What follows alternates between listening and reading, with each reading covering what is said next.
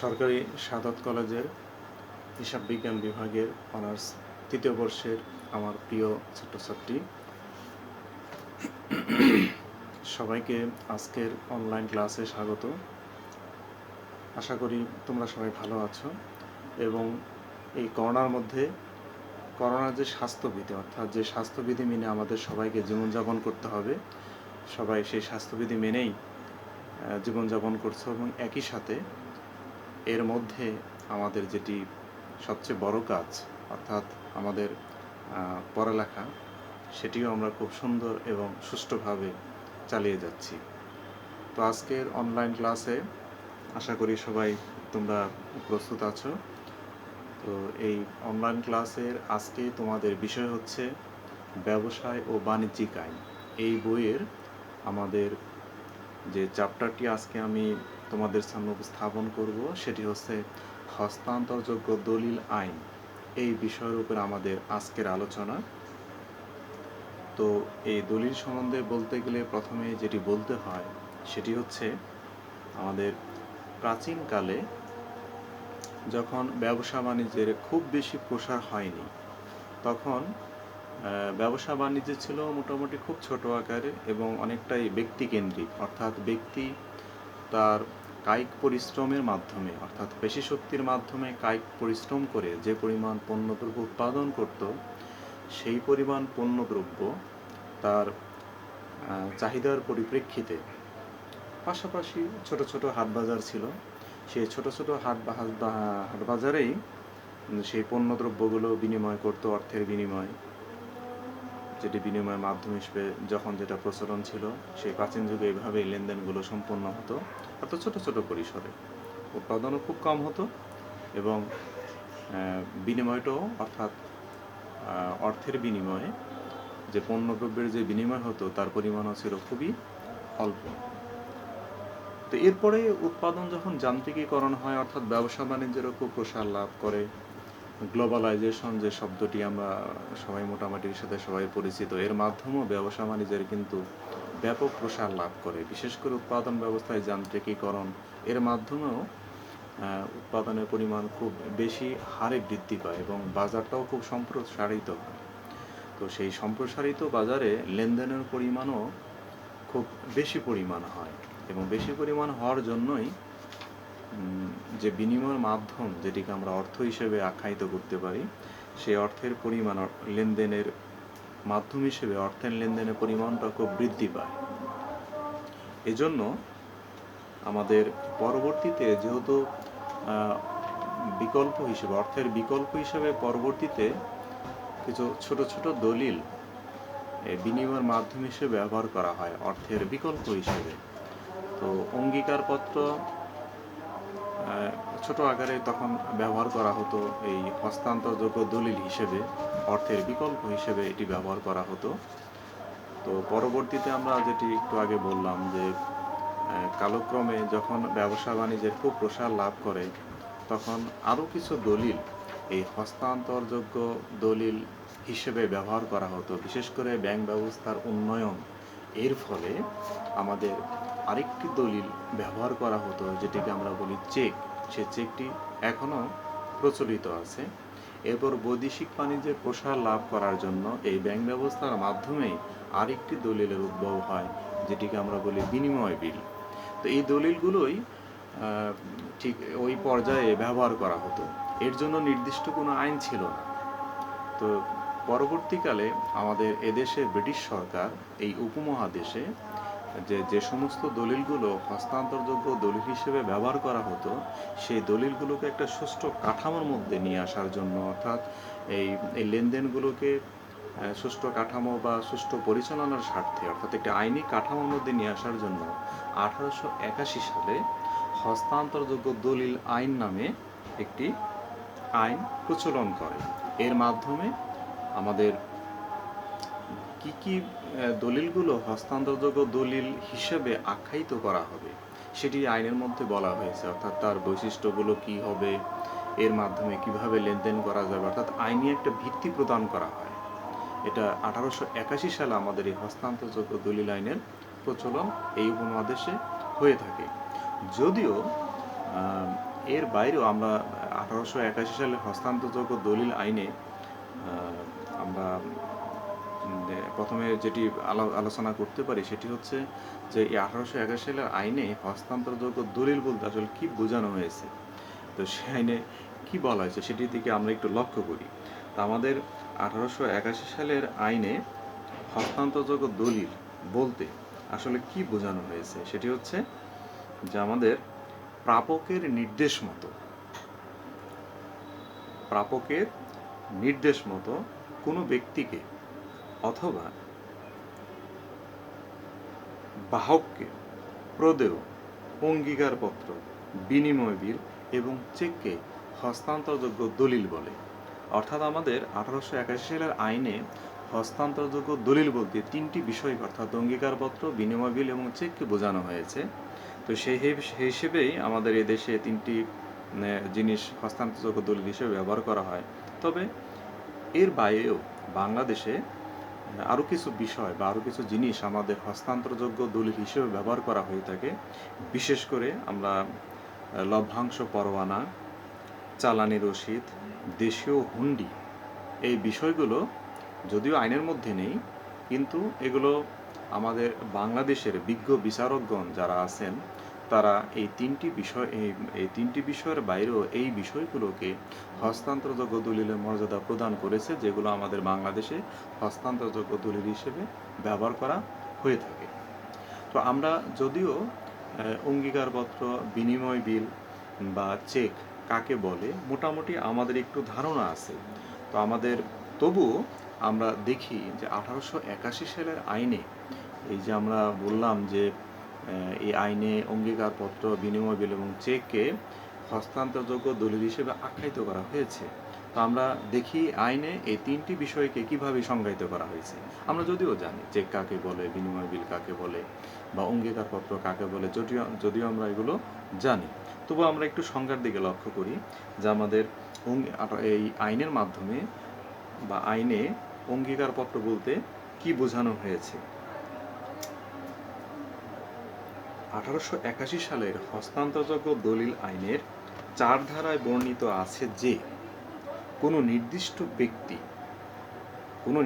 ব্যক্তি কর্তৃক স্বাক্ষরিত কোনো লিখিত দলিলে উক্ত ব্যক্তি যদি অপর কোনো নির্দিষ্ট ব্যক্তিকে বা তার আদিষ্ট ব্যক্তিকে বা দলিলের বাহককে একটি নির্দিষ্ট পরিমাণ টাকা প্রদানের শর্তহীন প্রতিশ্রুতি বা অঙ্গীকার প্রদান করে, তবে ওই দলিলকে অঙ্গীকারপত্র বলে। এখানে লক্ষণীয় হচ্ছে যেখানে অঙ্গীকারপত্রের একটি সুন্দর একটি বৈশিষ্ট্যের কথা বলা হয়েছে, সেটি হচ্ছে এই দলিলটি হবে অবশ্যই শর্তহীন। হস্তান্তরযোগ্য দলিলের একটি প্রধান বৈশিষ্ট্য হচ্ছে প্রত্যেকটি দলিলের আমাদের মূল বৈশিষ্ট্য সেটি হচ্ছে শর্তহীন, কোনো শর্ত থাকা চলবে না, শর্তহীন হতে হবে। এরপরে আমরা বিনিময় বিল সম্বন্ধে জানি যে আমাদের 1881 সালের আইনে বিনিময় বিলকে কিভাবে সংজ্ঞায়িত করা হয়েছে। বাংলাদেশে বলবৎযোগ্য 1881 সালের হস্তান্তরযোগ্য দলিল আইনের 5 ধারায় বলা হয়েছে যে প্রস্তুতকারক কর্তৃক স্বাক্ষরিত, অর্থাৎ যিনি বিনিময় বিলটি প্রস্তুত করবেন সে কর্তৃক স্বাক্ষরিত কোনো লিখিত দলিলে উক্ত ব্যক্তি যদি কোনো নির্দিষ্ট ব্যক্তিকে একটি নির্দিষ্ট পরিমাণ টাকা অপর কোনো ব্যক্তিকে বা তার আদিষ্ট ব্যক্তিকে বা দলিলের বাহককে প্রদানের শর্তহীন, ওই যে আমাদের অঙ্গীকারপত্র ছিল কিন্তু শর্তহীন, এখানেও কিন্তু বলা আছে শর্তহীন আদেশ দেয়, সেক্ষেত্রে ওই দলিলকে বিনিময় বিল বলে। তো এটি হচ্ছে আমাদের বিনিময় বিলের সংজ্ঞা আইনে যেটি বলা হয়েছে। এখন আমরা দেখব এই আইনে চেক বলতে কি বোঝানো হয়েছে। যদিও চেক সম্পর্কে আমরা সবাই মোটামুটি পরিচিত। চেক হচ্ছে ব্যাংক কর্তৃক সরবরাহকৃত ছাপানো একটি বই, যে বইয়ে আমানতকারী তারা লিখিত আদেশ দ্বারা ব্যাংক থেকে তার যে জমাকৃত অর্থ তিনি সেগুলো উত্তোলন করে থাকেন। তিনি উত্তোলন করতে পারেন অথবা বাহক কর্তৃকও এই টাকা উত্তোলন হতে পারে। তো আইনে এটি কি বলা হয়েছে? তো আইনে বলা হয়েছে চেক হলো একটি বিনিময় বিল যা কোনো ব্যাংকের উপর কাটা হয় এবং যার অর্থ চাইবা মাত্র পরিশোধ্য। তো এই তিনটি বিষয়কে আমাদের 1881 সালের হস্তান্তরযোগ্য দলিল আইনে এভাবে সংজ্ঞায়িত করা হয়েছে। তো সেই ক্ষেত্রে আমি আবারও বলি যে আমাদের হস্তান্তরযোগ্য দলিল আইনে এই তিনটি বিষয়কে হস্তান্তরযোগ্য দলিল হিসেবে আখ্যায়িত করা হয়েছে। এর বাইরেও আমাদের কিছু হস্তান্তরযোগ্য দলিল বাংলাদেশে প্রচলিত আছে, আমি সেটিও বলেছি। তো সেই বিষয়গুলো আমাদের এখানে ব্যবহার করা হয়। তো আমাদের আজকের আলোচনার মূল বিষয় হচ্ছে যে হস্তান্তরযোগ্য দলিল আইনের কি কি বৈশিষ্ট্য থাকতে পারে।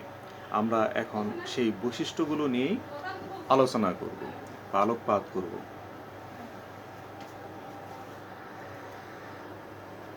তো এখন আমাদের আলোচনার বিষয় হচ্ছে হস্তান্তরযোগ্য দলিলের কি কি বৈশিষ্ট্য থাকতে পারে। আমরা এখানে মোটামুটি 10টি বৈশিষ্ট্যের উল্লেখ করেছি, যেগুলো বিষয় নিয়ে আমরা এখন আলাপ করব। হস্তান্তরযোগ্য দলিল বর্তমানকাল সব দেশেই নগদ অর্থের বিকল্প হিসেবে বা এর সহায়ক হিসেবে বহুল ব্যবহৃত হচ্ছে। বিভিন্ন ধরনের চেক ও বিনিময় বিলের বহুল ব্যবহার হতেই এর প্রমাণ পাওয়া যায়। তো আমরা যে সকল বৈশিষ্ট্য এই হস্তান্তরযোগ্য দলিলে পাওয়া যায়, সেই বৈশিষ্ট্যের মধ্যে প্রথমে যেটি লিখিত আছে এখানে, সেটি হচ্ছে লিখিত দলিল। যে কোনো দলিলই লিখিত হয়ে থাকে। হস্তান্তরযোগ্য দলিলও যেহেতু একটি দলিল, তাই এটা যথানেমে লিখতে হবে। সাধারণত অঙ্গীকারপত্র দেনাদার কর্তৃক এবং বিনিময় বিল পাওনাদার কর্তৃক যে কোনো সাদা কাগজে লেখা হয়ে থাকে। চেক আমানতকারী কর্তৃক ব্যাংক সরবরাহকৃত নির্দিষ্ট ছাপানো পাতায় লেখা হয়। এরূপ লেখা বলতে শুধুমাত্র যে হাতে লিখতে হবে তা নয়, এটি টাইপ করে ছাপিয়ে বা খোদাই করেও হতে পারে। অর্থাৎ মূল বিষয় হচ্ছে এটি লিখিত হতে হবে, অলিখিত হলে চলবে না।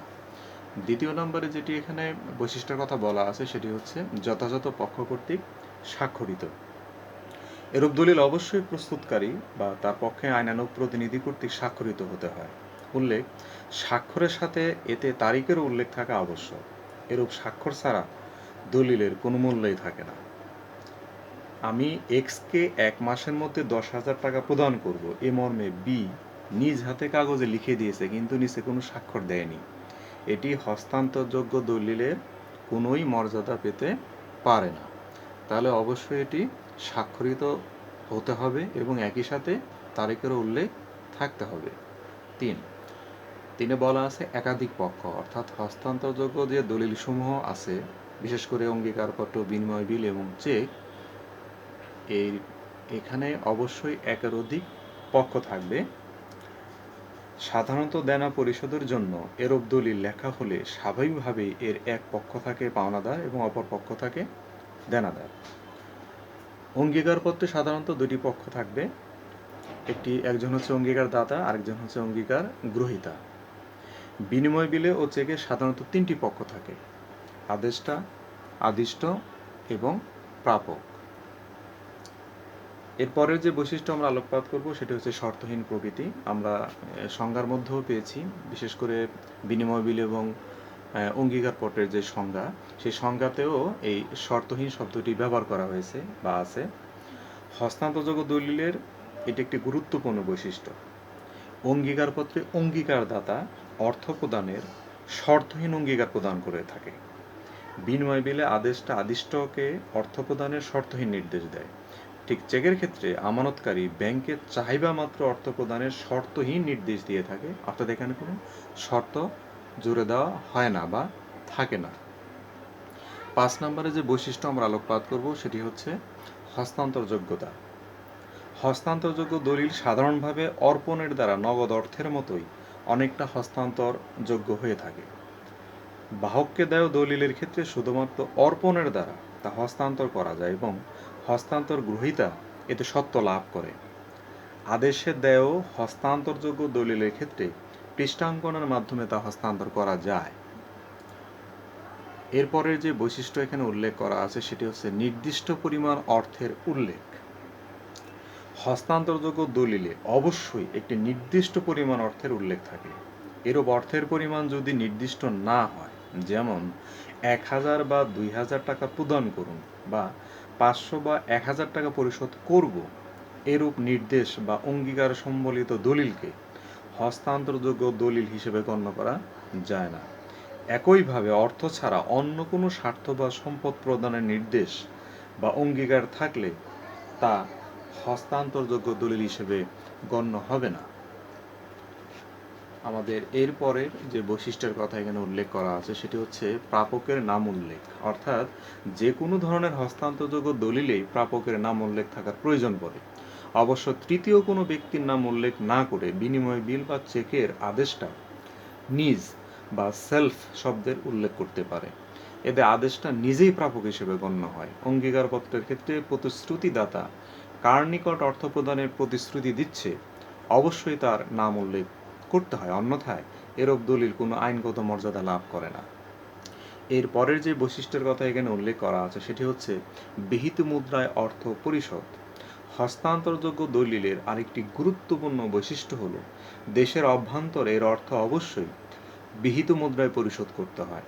বিহিত মুদ্রা বলতে সরকারি নোট যেটি 1 বা 2 টাকার নোট ও ব্যাংক নোট যেটি 5, 10 বা এরপরে আমাদের আরও যে 500 টাকার নোট আছে এটাকে বোঝায়। এর বাইরে কোনো অর্থ গ্রহণের প্রাপক বা ধারককে বাধ্য করা যাবে না। অবশ্য বৈদেশিক বিনিময় বিল বা ট্রাভেল চেকের ক্ষেত্রে আন্তর্জাতিকভাবে স্বীকৃত বিহিত মুদ্রায় অর্থ পরিশোধ হয়। এর 9 নম্বর যে বৈশিষ্ট্যের কথা এখানে বলা আছে সেটি হচ্ছে চাহিদা মাত্র বা নির্দিষ্ট সময় পরে দেয়। হস্তান্তরযোগ্য দলিল নির্দিষ্ট সময় পরে বা চাহিদা মাত্র পরিশোধ হয়ে থাকে। বিনিময় বিল ও অঙ্গীকারপত্র সাধারণত নির্দিষ্ট সময় পরে প্রদেয় হয় এবং দলিলে তার সুস্পষ্ট উল্লেখ থাকে। উভয় দলিল চাহিদা মাত্র পরিশোধ হতে পারে। চেক চাহিদা মাত্র পরিশোধ একটি দলিল। সবকিছু ঠিক থাকলে এবং যথাযথভাবে উপস্থাপন করা হলে ব্যাংক চাহিদা মাত্র চেকের অর্থ পরিশোধ করতে বাধ্য থাকবে। আবার যদি আমাদের হস্তান্তরযোগ্য দলিল নির্দিষ্ট সময় থাকে তাহলে সেই নির্দিষ্ট সময় পরেও এটি উপস্থাপন করলে সেই সময় পরে এটি পরিশোধ হয়ে থাকে। আমরা শেষ যে বৈশিষ্ট্য নিয়ে আলোকপাত করব সেটি হচ্ছে উপস্থাপন। যে কোনো ধরনের হস্তান্তরযোগ্য দলিলের ক্ষেত্রে এর অর্থ আদায়ের জন্য ধারককে এর উপস্থাপন করার প্রয়োজন পড়ে। মেয়াদি বিনিময় বিলের আদিষ্ট বরাবর একবার স্বীকৃতির জন্য এবং মেয়াদান্তে পরিশোধের জন্য উপস্থাপন করতে হয়। চেকের অর্থ সংগ্রহের জন্য এর প্রাপক বা ধারককে ব্যাংকের নিকট তা উপস্থাপনের প্রয়োজন পড়ে। অঙ্গীকারপত্রের ক্ষেত্রেও মেয়াদান্তে যুক্তিসঙ্গত সময়ের মধ্যে তা প্রতিশ্রুতিদাতার নিকট উপস্থাপন করতে হয়। তো আমরা 10টি বৈশিষ্ট্যের কথা আজকে আলাপ করলাম। এই 10টি বৈশিষ্ট্যের বাইরেও আরও কোনো বৈশিষ্ট্য থাকতে পারে অন্য কোনো বইয়ে। তো তোমরা চেষ্টা করবে এর বাইরে যদি কোনো গুরুত্বপূর্ণ বৈশিষ্ট্য থাকে সেই বৈশিষ্ট্যগুলো পড়ার জন্য চেষ্টা করবে এবং আমরা সেই বৈশিষ্ট্য এবং এই বৈশিষ্ট্য সহই আমরা পরীক্ষার খাতে উপস্থাপন করার চেষ্টা করব। তো আজকে এ পর্যন্তই। আমরা পরবর্তী কোনো ক্লাসে আমাদের ব্যবসায় ও বাণিজ্যিক আইনের অন্য কোনো বিষয়ের উপরে আলোকপাত করব। আশা করি তোমরা আজকের এই আলোচনা থেকে হস্তান্তরযোগ্য দলিল আইন বলতে কী বুঝি, অঙ্গীকারপত্র বলতে কী বুঝি, বিনিময় বিল বলতে কী বুঝি, চেক বলতে কী বুঝি এবং এর বৈশিষ্ট্যগুলো সম্বন্ধে আমরা সুস্পষ্ট ধারণা পেয়েছি। তো আজকের মতো এ পর্যন্তই। সবাই ভালো থাকো, সুস্থ থাকো। আগামী ক্লাসে তোমাদের সাথে আমার আবার দেখা হবে। ধন্যবাদ সবাইকে।